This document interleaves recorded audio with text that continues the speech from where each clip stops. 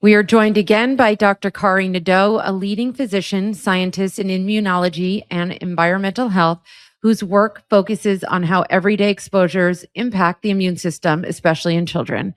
In this episode, we're diving more into microplastics, and we continue with the question, what are the top 5 things people are being exposed to in daily life that are the biggest contributors to microplastics?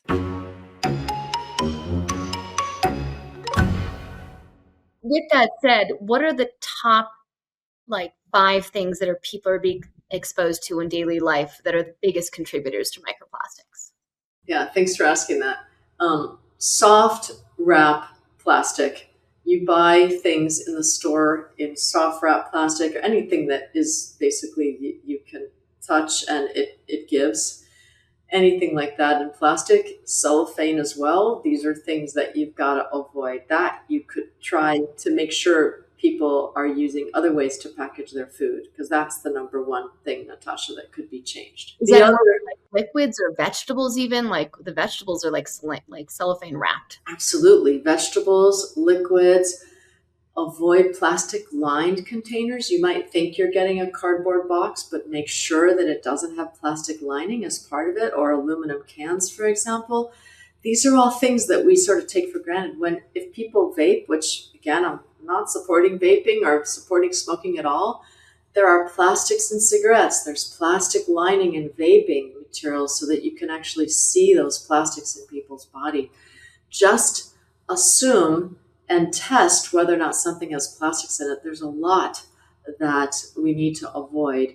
So those are the first things I would avoid. I think that would help us out a lot as a society to try to use alternative products. I hate to bring this up because it's scary to most of us, but I heard you talking about this on another podcast too. Clothing. I watched the Plastic Detox, like probably a lot of our audience has been watching. And I feel like I'm on the Dr. Organic Mommy train. I do pretty well in my home in terms of plastics, but clothing, that's something that I personally feel I need to make a switch in. Talk a little bit about that. This is tough. I also wear clothing that is polyester, that has those types of chemicals that, again, derive from the petrochemical industry, that are not cotton or wool, but they stretch.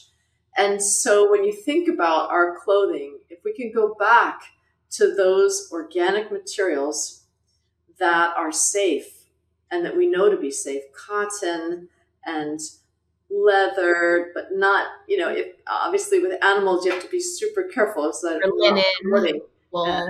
The use of that. But I think wool is another component. And now what I've been so impressed with is there are ways to weave wool so that you still have that same give. Natasha, you might know a lot about that as well. And I think for our children, and again, this is your wonderful show and helping parents make the right decisions. I understand that some of these things might be more expensive than not, but typically cotton and other wool products aren't as expensive. Some of the polyester products and items out there that are made with plastic are actually pretty expensive. So I think that make the right choice. Go to fabrics that don't have those polyesters in them. And when I mean polyesters, I mean nylon. I mean a lot of the fabrics that are for athletes. These we have to be careful with.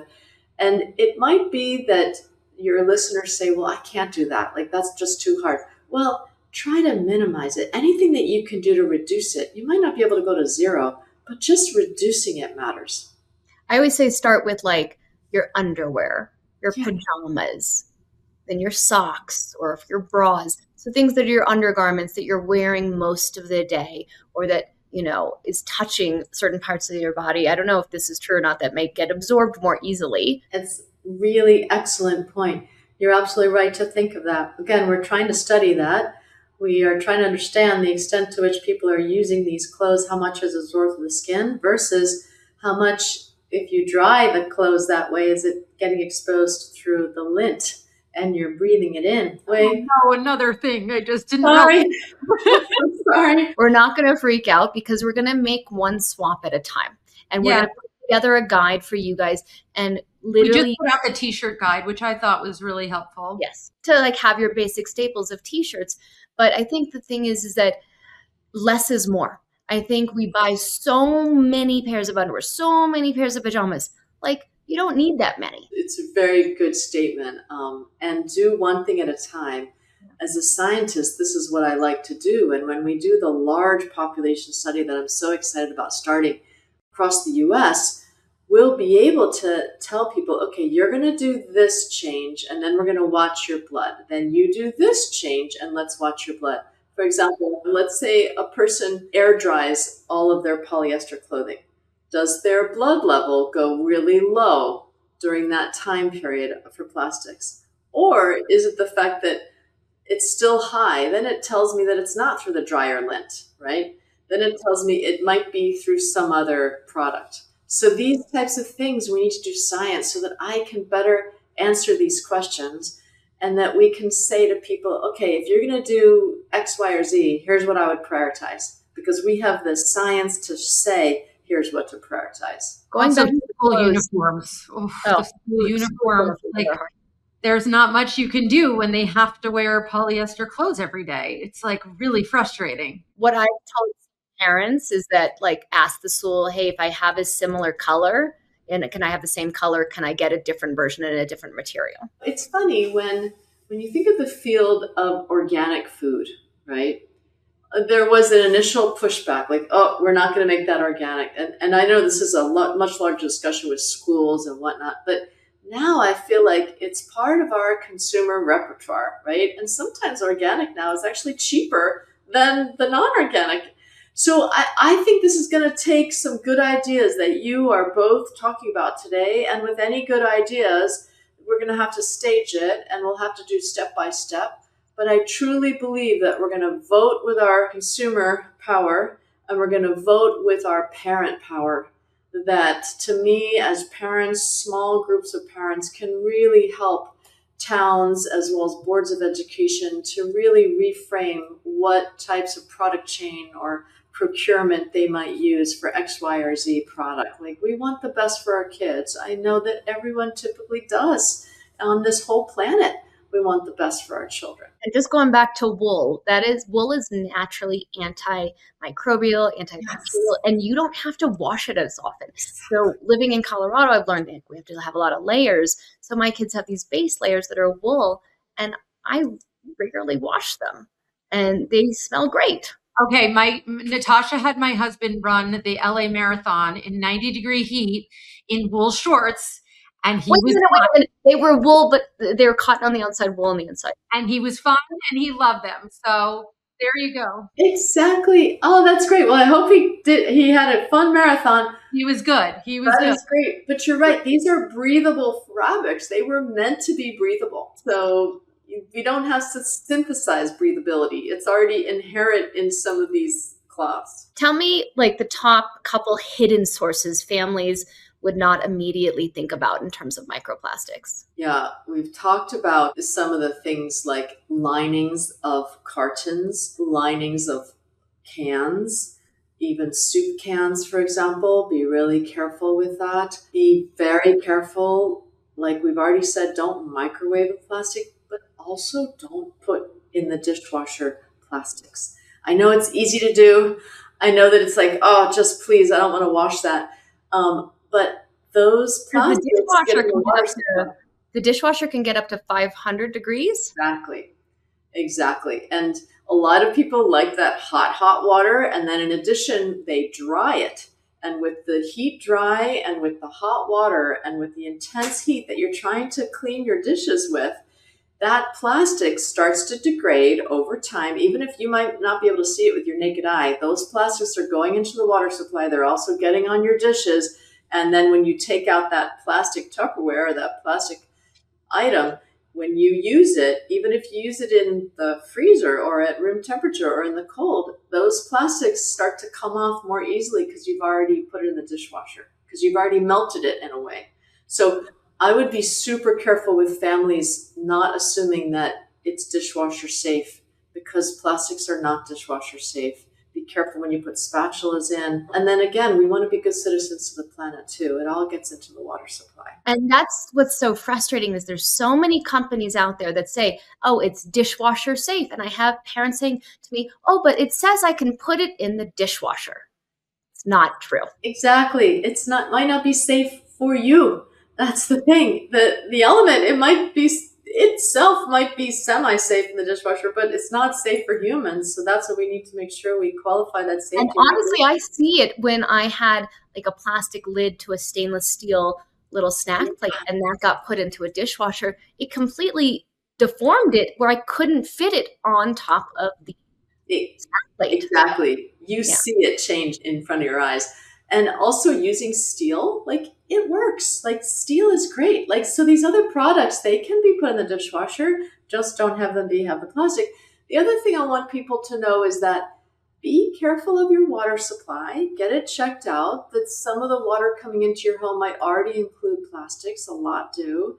We're trying to reduce the dose, right? I'm a doctor. I like reducing doses, as it were, and increased doses, just like when you get increased exposure to air pollution, increased exposure to lead levels.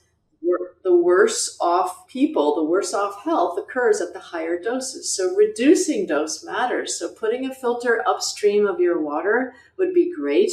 The other thing people should know is, as we think about our water supply feeding plants, like for example, fruit and trees that have fruit or strawberries, those fleshy fruit have plastics inside them, not just on the outside of them. So as we think about farming practices and agriculture, and if you eat meat like fish or chicken, those plastics are in their food supply or in the ocean.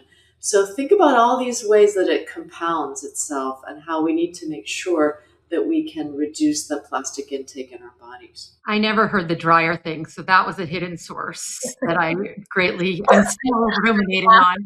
I'm laughing because I can see Emily like replaying this clip in her head. I'll be calling Natasha at 2 a.m. to discuss that fear. Well, Emily, we want to give you tools to be the change. It's and great. That's so important. Let's talk about the tools. What are things people can do? I know there was like a big article recently about kimchi being able to reverse some of the microplastics.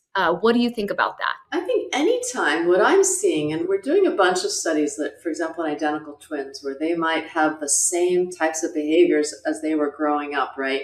But that one chooses a lifestyle that is as plastic free as possible, has good fermented foods, exercises, sleep. So it's hard to pick apart all these things. But in general, when you want to compensate for a behavior that might not have been great or exposures that you might have had in childhood, for example, plastics, if you can, use kimchi, use fermented foods, have a good diet that's really full of good microbiota, and we can talk about that if you're interested at some later time. You might already have a podcast on that for children and what to take in for their good gut microbiome. But with that, what I found, Natasha, in these studies in the twins is kimchi, making sure that you can reduce the likelihood of exposures to plastics. Don't smoke, no vaping, reduce alcohol use. We don't know how much plastics are in wine, for example. In beer, we know there's plastics. But all of these... There's lots of plastics in beers. I think that's interesting. Yeah, I didn't know that. I mean, I don't drink, so that's good for me. I get 1 point there. Okay, good. That's good, because in the process of making these things, even cheese, they're using plastics. So cheese. Oh, no. The agricultural field to go back to using different methods and processes that were prior to the 1940s, like cheese making, that didn't include plastics. Like, wouldn't that be great? You could actually go upstream and prevent these exposures to begin with.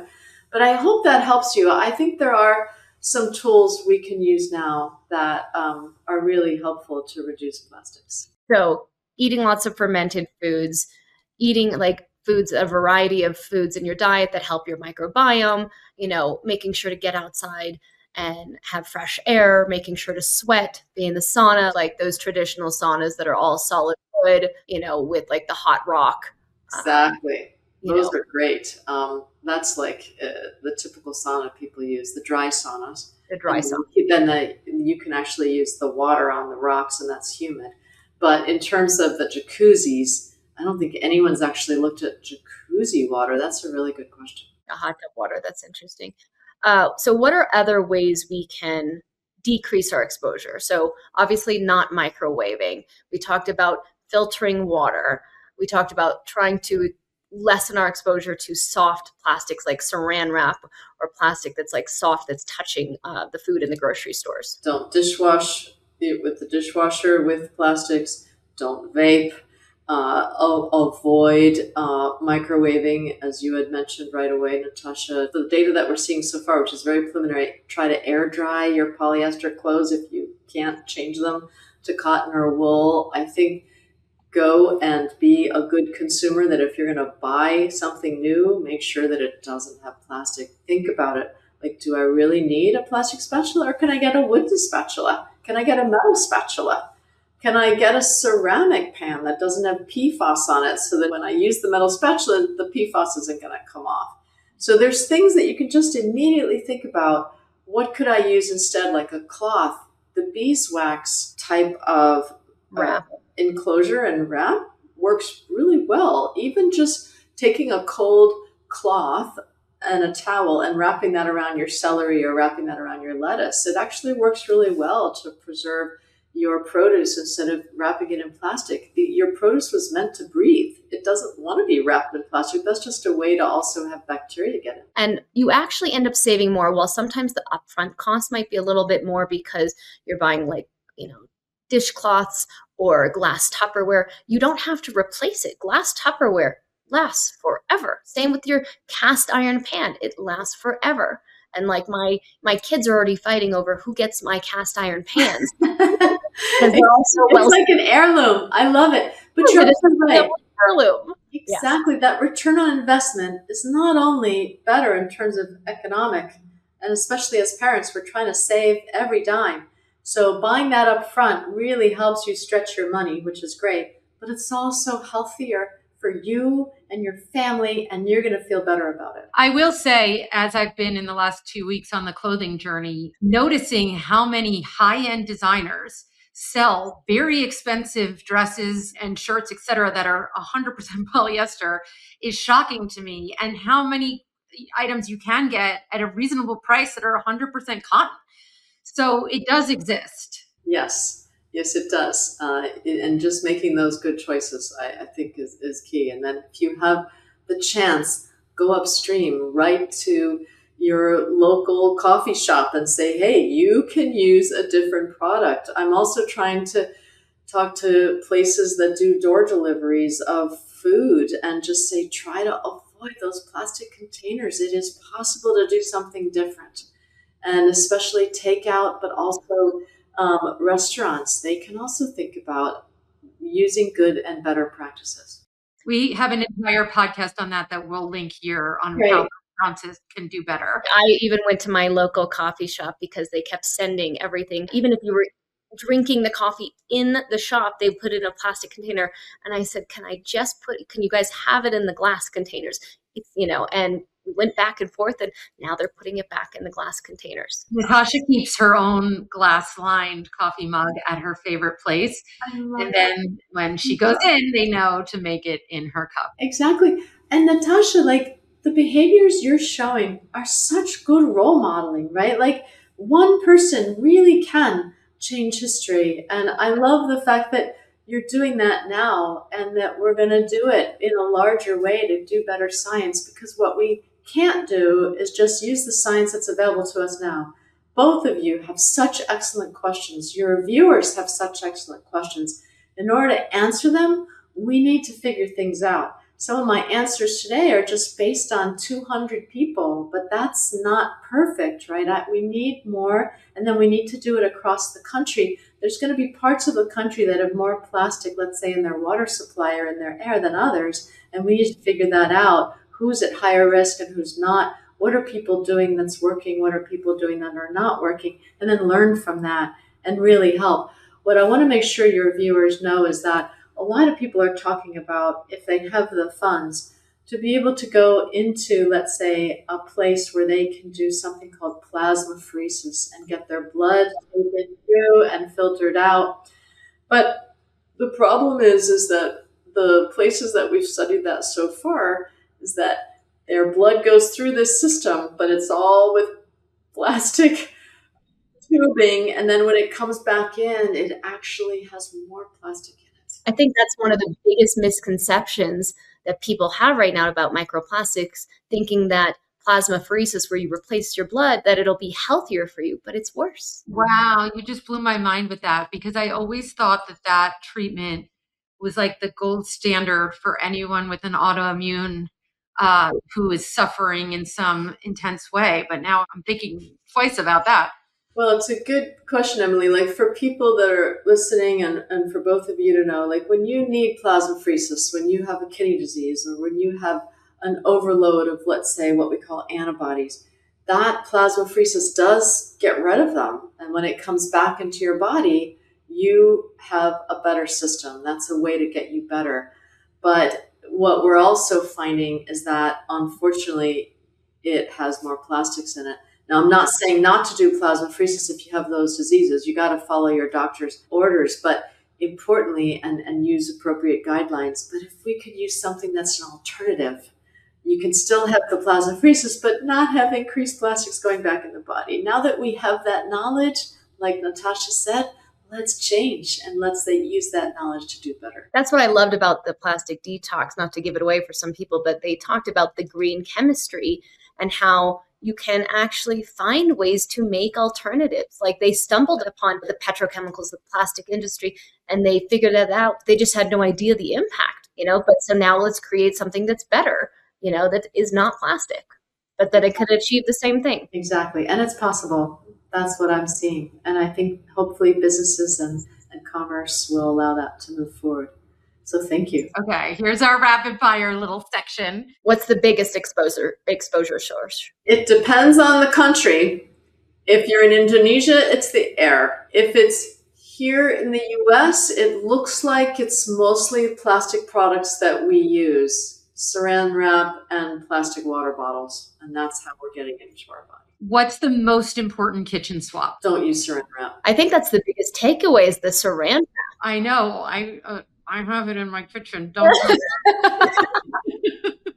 I'm going to switch that right away before she takes my place. He's going to switch that out before I come over. What's one habit you would change immediately? I would not microwave with plastics immediately. What's the most vulnerable group? Pregnant women and children. And what's the best first step for families? Is to get rid of as much plastic products in your home as you can. All right. If you had 30 seconds to speak to every parent listening, what would you want them to understand about microplastics and their family's health? I would say that you care about your families, you care about the future of your family, and with that, you can do the right thing. Knowing that plastics could be dangerous means that, among many things you already do, create a home that's safer. That includes using less plastics. And you can do it, and we will have that whole guide here. Thank you so much. I'm really happy to be part of this. I really appreciate it. Amazing, Dr. Kari. Natasha was right. You are Madonna. You both are. Together, we can all do this together. I agree. It's actionable. We can do it. It's going to take time and energy. You just have to be able to have support. So the fact that you have this podcast, we can support each other in making sure that we can act this out. It takes a village. Thank you. This podcast does not constitute medical advice or recommendation. Please consult your doctor.